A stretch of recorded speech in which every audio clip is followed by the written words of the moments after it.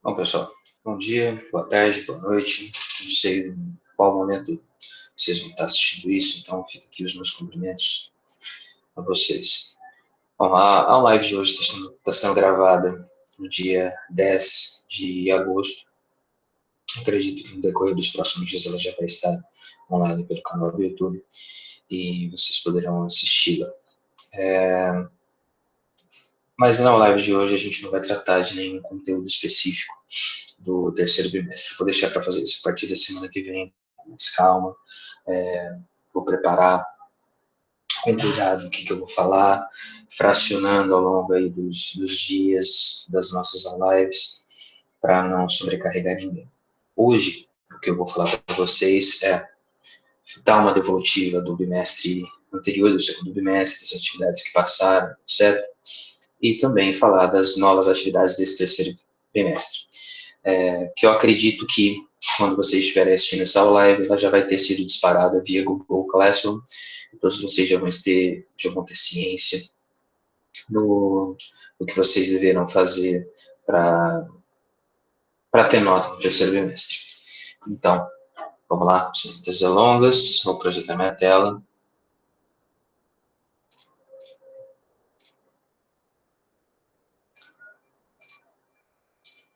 Aqui, tela projetada. Beleza. Bom, pessoal, então aqui, seguinte, esse material ele foi disponibilizado hoje, tá? No dia 10 de agosto. E esse é um material teórico que a gente sempre trabalha, embasado, aí, logicamente, para poder balizar os nossos conteúdos, nossos debates, nossas discussões. Aqui vocês têm um fichamentozinho teórico, que seria similar àquilo que eu passaria em sala de aula, na lousa, escreveria ali e tal, a título de resumo. Aqui é um norteador. E aqui nós temos um capítulo do livro, que é o capítulo 6 do livro de Sociologia em Movimento, que trata sobre poder, política e Estado. E é esse conteúdo que a gente vai ver nesse capítulo e nesse bimestre. O capítulo vai da página 136 até a página 169, tá? Então, vocês têm aqui a parte teórica, que vai ser trabalhada, não necessariamente tudo o que está nesse capítulo nós vamos conversar, mas boa parte de tudo isso, principalmente relacionada à questão da ciência política e da teoria, algumas teorias envolvendo a questão do poder, da política e do Estado, como está no título, né? É o que nós vamos conversar nesse terceiro bimestre. Esse conteúdo aqui você já tem acesso. Esse outro aqui, que aparece um pouco opaco, é porque ele está programado para ir ser disparado a partir de amanhã, dia 11 de agosto. Então, ele ainda vai aparecer, aqui na imagem, ele está aparecendo opaco para vocês, e ele vai aparecer a partir de amanhã, disparado nos classrooms de todos vocês. Então, vamos lá. O que vocês devem fazer nessa atividade não é nada muito diferente do que vocês já vêm fazendo desde do segundo colegial comigo até o dado momento aí, né, dessa pandemia toda que vem aí nos assolando e nos obrigando a, a gente se remodelar, né, se reorganizar para poder continuar com algumas de nossas funções mais básicas, como é o caso da educação de vocês e do meu trabalho. Então, aqui de novo eu quero que vocês façam uma pesquisa, só que dessa vez será uma pesquisa sobre presidentes do Brasil. Nessa pesquisa vocês deverão, logicamente, respeitar alguns tópicos e aspectos a serem abordados, num sentido lógico, de ser pensado dessa maneira, já que nós estaremos falando de personalidades e governos específicos, e vocês deverão redigir um artigo referente à pesquisa de vocês e me entregar via Google Classroom ou aqueles que optaram entregar na escola, tá? Então, vamos lá. Em grupo, máximo 5 pessoas, ou individualmente, para quem quiser se arriscar assim, escolha algum dos nomes que já presidiram o Brasil, de sua preferência, da lista sugerida abaixo. Na lista abaixo, nós temos aqui todos os presidentes do país, desde a proclamação da República em 1889 até o último presidente eleito, Bolsonaro, aqui em 2019. 2019 é o início do exercício da presidência dele, passamos em 2020 e ainda continua em exercício, tá? Então, vocês deverão escolher algum desses nomes da lista e fazer uma pesquisa referente ao governo dele, tá? Então, aqui nós temos uma lista gigantesca, né? Os primeiros marechais presidentes, né, da República da Espada, os primeiros republicanos civis, governos polêmicos, como, por exemplo, o do café com leite, que antecedeu aqui Getúlio Vargas, depois o próprio Vargas, que ele preside o Brasil por 2 vezes, né, um intervalo de tempo aí, entre a primeira vez e a segunda, sendo que na primeira vez ele ficou 15 anos aqui no poder por conta de um golpe civil-militar proclamado por ele mesmo, em apoio, logicamente, com as Forças Armadas. Nós vamos ter aqui presidentes que foram interrompidos, como, por exemplo, Jânio Quadros, que ficou menos de 1 ano no poder, pois renunciou. O Ranieri Mazzilli, que foi um presidente interino, porque João Goulart estava ali exilado fora do país, e depois volta para tentar assumir a presidência, já que era vice de Jânio Quadros. Nós vamos ter os presidentes militares, que vão de Castelo Branco até o Figueiredo, em 1985, o último ano de governo militar, pós-golpe de 64. E aí nós já temos os presidentes a partir aí dessa nova fase republicana do Brasil, a partir de 1988, nós já temos aqui o Jean Sarney, que foi eleito indiretamente por conta da morte de Tancredo Neves. Depois nós temos Fernando Collor de Mello, o primeiro impeachmentado, governa por apenas 2 anos. Itamar Franco, que assume pós-impeachment de Collor. Fernando Henrique Cardoso, governo de 2 mandatos, de Luiz Inácio Lula da Silva, governo de 2 mandatos, Dilma Rousseff, 2 mandatos e meio, porque foi interrompida, né, impeachmentada em 2016, o senhor Michel Temer, que assume no lugar da Dilma, e o então Jair Messias Bolsonaro, recentemente eleito em 2018, assumido a partir de 2019. Tá? O que eu pretendo com esse trabalho? E é algo que tem que ficar muito claro para que nós evitemos maiores problemas, burburinhos ou má interpretações. Uma coisa que eu não quero ver nesse trabalho, de maneira nenhuma, são personalismos, cultos personalistas a alguém específico. Então, não me importa qual seja o nome que você vai escolher para falar sobre. O objetivo não é falar bem, o objetivo não é falar mal, o objetivo é falar sobre. Vocês vão analisar tópicos a serem pesquisados, a serem pensados, a serem escritos sobre o governo da pessoa específica. Tá? Não interessando tanto de onde nasceu, para onde foi, como morreu. Lógico, se isso tiver alguma relevância política ou para sua pesquisa, ok. Mas o que eu não quero são cultos personalistas. Eu não quero uma puxação de saco para um nome X ou um nome Y. Coisa que vem tomando conta de maneira muito muito desagradável o cenário político brasileiro de uns anos para cá, né? Essa divisão, essa cisão absurda entre, né, esquerda e direita, que muitas vezes as 2 partes se confundem, ou então o que nós não vemos argumentos lógicos de nenhuma das partes ou nenhum dos candidatos a nenhum tipo de eleição e coisas do tipo. O que eu quero é que vocês analisem o governo dessa pessoa escolhida. Tá? Se quiserem se aventurar e escolher mais de um, e falar sobre mais de um desses, fique à vontade, tá? Mas daí é a opção de vocês, respeitando, lógico, os tópicos de pesquisa. O que não pode ter são personalismos burros, são personalismos levianos de querer puxar o saco, ou então simplesmente criticar e falar mal, sem analisar os dados pesquisados da maneira correta, sem fake news, ou seja, dados corretos de pesquisa, orientados para um mínimo de bom senso. Quais são esses tópicos de pesquisa? Os aspectos a serem pesquisados por vocês e escritos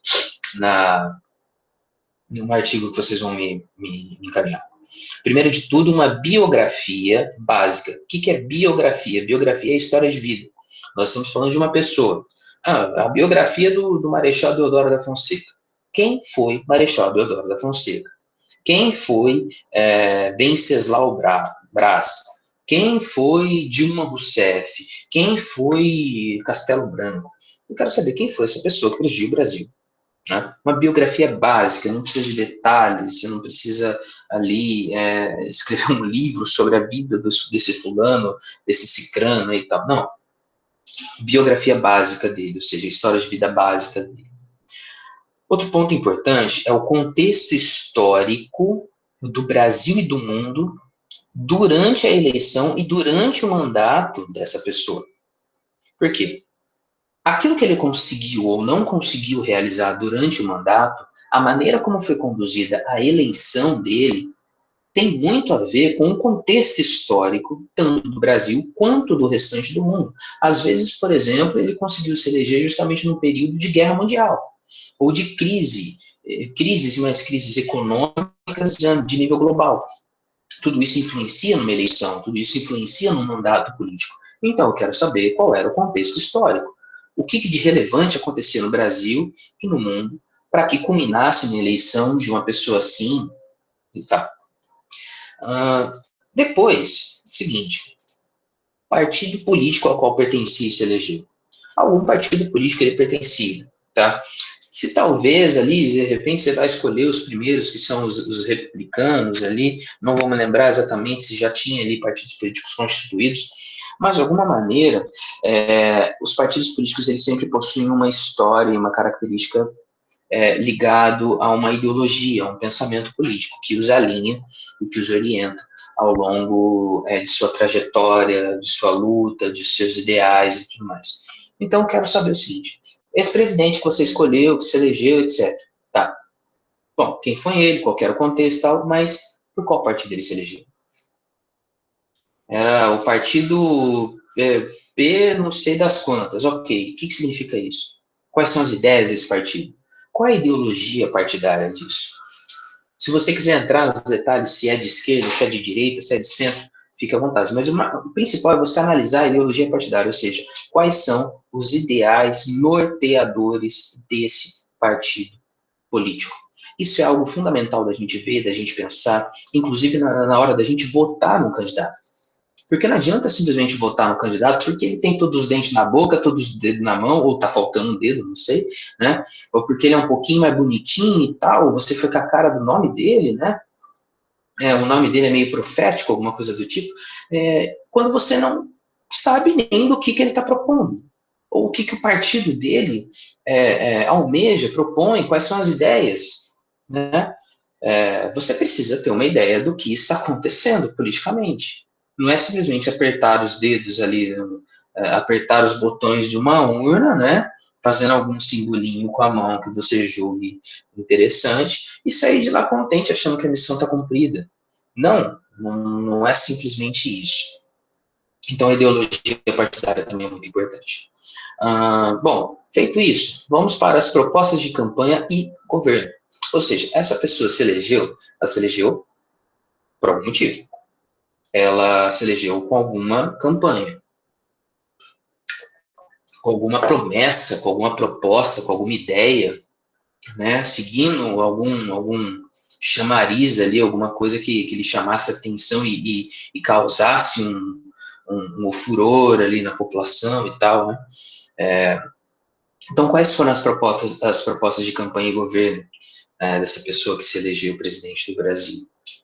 Eu quero que vocês mostrem para mim quais foram essas campanhas, quais eram as ideias, se possível também analise elas, sabe? Dando um caráter analítico mesmo para a pesquisa de vocês. Depois eu quero que vocês falem para mim das políticas econômicas e sociais do governo, ou seja, o cara está eleito, beleza, ele está lá, governou do dia tal do ano tal até o dia tal do ano tal. 4, 5 anos, sei lá quanto. Tá, o que ele fez de relevância econômica e social durante o tempo de mandato dele? Alguma coisa foi feita. Alguma coisa foi feita. Eu quero saber quais foram as políticas econômicas e as políticas sociais do governo desse cidadão que você está pesquisando aí. Depois eu quero que você analise para mim quais foram os pontos positivos e os pontos negativos do mandato governamental. Ou seja, o que deu certo, o que deu errado, o que foi bom, o que foi ruim. Dificilmente um governo só terá pontos negativos ou só terá pontos positivos. Sempre vai haver ali os dois lados da moeda, tá? É impossível agradar gregos e troianos sempre. Então, sempre vai haver os dois lados, o ponto negativo e o ponto positivo. Privilegiou um lado, negligenciou o outro, né? Deu de sobras para alguns e deu as migalhas apenas para os outros. Então, é algo que eu quero que vocês analisem, tá? Pontos positivos e pontos negativos do mandato governamental. E, por último, polêmicas. E confesso para vocês que a depender do nome que vocês escolherem, polêmicas não irão faltar. Aliás, vocês terão que tomar cuidado para que as polêmicas não tomem conta de toda a pesquisa de vocês e elas não ganhem mais destaque do que a análise política e governamental do mandato dessa pessoa, tá? É isso que eu quero que vocês tomem de cuidado, tá? Não se deixem levar, às vezes, por conta de uma paixão, de um sentimento exacerbado de algo por algum nome e tal, porque de repente você gosta muito de um político, ou você gosta muito de outro, quem sabe até você votou em um nome desses aqui, e você não se deixa levar por isso, não se deixa levar por isso. Analise, pensem, é um trabalho analítico, científico. Eu quero que vocês pensem o que vocês estão fazendo, não apenas se deixem ser levados por paixonites, por um nome ou outro, ou por uma ideologia que lhe foi mais sedutora.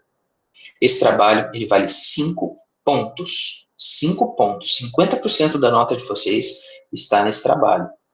Vai ser trabalhoso. Vocês terão aí aproximadamente um mês para fazer isso. Provavelmente até estenda esse prazo. E vocês sabem que mesmo assim podem me entregar atrasado. Não há problema. Mas eu quero que procurem tentar respeitar esse prazo para que vocês mesmos não se percam nos prazos que vocês têm que fazer. Tá?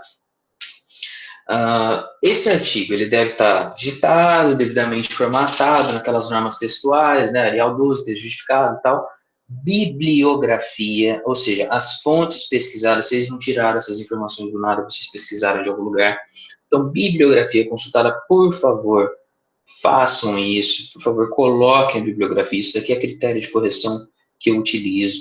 Muitas pessoas, às vezes, saem prejudicadas nos trabalhos que apresentam porque não colocam bibliografia, porque esquecem de colocar de onde pesquisar, tá? Então, finalzinho do trabalho, façam ali uma listinha, coloquem ali, ó, bibliografia, título, e coloquem a lista de todos os sites relacionados. Se usaram livros, se usaram outras fontes, coloquem ali. Cópias e plágios, obviamente, são proibidos. Ocorreram alguns problemas nos trabalhos passados, eu pedi para que fossem corrigidos. Então, por favor, atentem-se para essas normas, que isso aqui tudo são critérios de correção. E, novamente, não é para se iludirem num culto personalista de alguma imagem específica. Não me interessa quem vocês vão falar. Obviamente tem nomes ali naquela lista que eu não sequer suporto pronunciar ou pensar que já presidiram o Brasil, porque eu tenho o meu alinhamento político, eu tenho a minha maneira de pensar, mas isso é algo meu. Isso é algo meu. Se eu tiver que analisar, eu tenho que analisar dentro de uma série de conceitos e pontos que envolvem os pontos positivos, os pontos negativos, exercer a crítica, falar mal se for o caso, mas apontar os erros, apontar o porquê errou, ao meu ver, aonde deixou a desejar e etc. Isso é exercer o pensamento crítico, de fato, independente de quem você goste ou deixe de gostar. Tá? Só uma ressalva, tá? Governos muito recentes ou ainda em andamento correm o risco de talvez algumas informações dessas pedidas para que vocês pesquisem não estejam assim, totalmente, 100% completas, tá? Porque, obviamente, o governo está em andamento. Então, você vai pegar ali um governo muito curto, que vai ter um curto período de tempo para você analisar. É um risco que você corre, tá? Mas eu estou deixando vocês à vontade, estou confiando no bom senso de vocês, para que vocês consigam fazer uma pesquisa boa o suficiente, densa o suficiente, para que a gente possa aí pensar a realidade brasileira e a história política brasileira, tá? Dentre todos esses, talvez os de Jânio Quadros, que foram governos curtos, o Carlos Luz, e no caso do Bolsonaro que está em andamento, sejam ali os que vocês terão em partes, né, uma certa escassez de informações em alguns lados. Em outros vai talvez sobrar informações, análises e tudo mais e tal. Polêmicas vai sobrar em todos, podem ficar tranquilos, vai sobrar em todos, mas esse é o perigo. Não se deixem levar pelo frisson, né, dessas polêmicas, né, porque as polêmicas não são mais importantes do que o que acontece de fato no governo, né, a nível econômico, a nível social e principalmente a nível analítico da pesquisa de vocês. Então, tomem esse devido cuidado. Novamente, o objetivo dessa pesquisa não é fazer propaganda de nenhum político em específico, de nenhuma figura pública em específico. O objetivo é a gente analisar a trajetória política do nosso país. Obviamente, eventuais dúvidas, eu espero que vocês me procurem, caso precisem de alguma coisa, queiram me questionar de qualquer coisa, tá, relacionado a esse trabalho. Agora, eu vou projetar de novo na tela para falar um pouquinho do bimestre passado, tá? Bom, no bimestre passado nós tivemos 3 atividades. Começando com essa pesquisa dos movimentos sociais, aqui, está bem projetada. Pesquisa dos movimentos sociais, vocês tinham ali, né, uma lista de movimentos sugeridos, vocês tinham que pesquisar uma série de conceitos e tópicos e tal, nada muito diferente, fez de um artigo, não era para ser nada plagiado, copiado, etc. Tive que pedir para um outro detalhe ali ser corrigido, e vocês me fizeram. Muitos trabalhos atribuídos, apenas 29 com nota, lembrando que era um trabalho em grupo, então talvez algumas pessoas aparecem aí sem nota, mas aparecem sem nota no Classroom, mas estão com nota na caderneta porque fizeram junto com outros. Então, nós tivemos os relatórios das Aulives, que serão mantidos esses relatórios, tá? Eu acho que deu um resultado interessante, não tão positivo, porque como vocês podem ver, eu recebi apenas 17 relatórios, lembrando que eles podiam ser feitos em duplas. Apenas 17 relatórios de um monte que foi atribuído, acho que 70 que foram atribuídos. Então, é um número um pouco expressivo isso. Tá? Mas os relatórios, eles eram menores problemas, porque eles iriam influenciar nas notas de participação, e eles não eram obrigatórios. Professor, eu não enviei o relatório, quer dizer que eu fiquei prejudicado na nota de participação? Depende, às vezes não. Porque se você fez todas as atividades, absolutamente todas, então não tem porque eu te prejudicar na nota de participação. Mas às vezes ficou faltando alguma coisa e o ponto que poderia somar esse seu relatório que você não entregou lhe fez falta. Tanto que nós temos ainda um bom número de pessoas, de alunos, sem nota, porque não atingiram a média 5. E nós tivemos também aqui a avaliação, que foi uma proposta de redação, um artigo de opinião, na qual vocês tinham que me escrever sobre qual é o papel dos movimentos sociais na transformação política e na ampliação e manutenção dos direitos de cidadania da população, que nada mais era do que uma reflexão que nós fizemos ao longo de todo o segundo bimestre, falando sobre teoria dos movimentos sociais. Como vocês podem ver aqui, uma boa maioria até que me entregou, 38 desses com nota, outros 32 nem sequer deram o ar da graça. Entenda o seguinte, pessoal, as atividades que eu passo, elas não são necessariamente e propriamente ditas assim, condensadas em conteúdos específicos, como, por exemplo, uma resolução de uma fórmula, de uma equação, não. Eu estou muito mais preocupado em desenvolver atividades que vão ali propiciar um certo desenvolvimento de habilidades em vocês, como, por exemplo, a capacidade de fazer uma pesquisa e redigir um artigo científico de pesquisa, um artigo de opinião numa redação, pensar um tema, pensar uma realidade, nem que seja uma realidade paradoxal, mas pensar algo, do que ficar cobrando conteúdo toda hora, nomes e datas específicos. Não estou preocupado com isso. Eu prefiro muito mais trabalhar as habilidades a serem desenvolvidas e deixar para que o conteúdo vocês reflitam e pensem de acordo com as aulas que estão sendo disponibilizadas.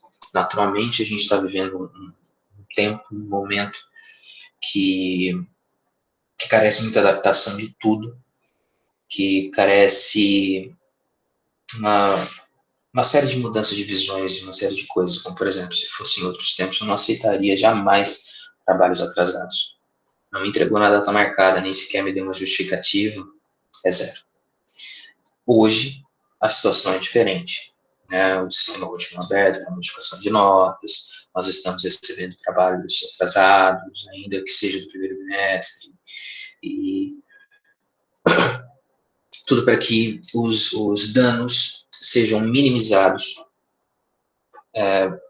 ao máximo possível com relação à educação de vocês.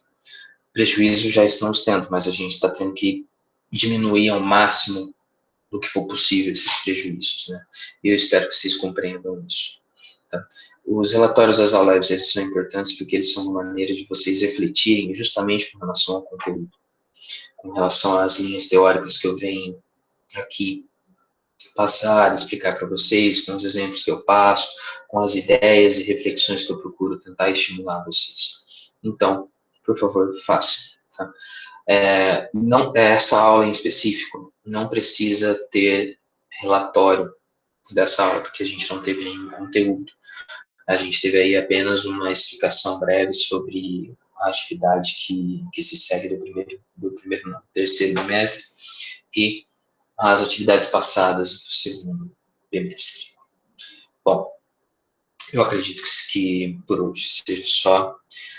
Estou à disposição de vocês para qualquer dúvida. Podem me procurar no privado, me chamar ali pelo grupo que a gente conversa. Se eu demorar um pouquinho para responder, não fiquem aflitos.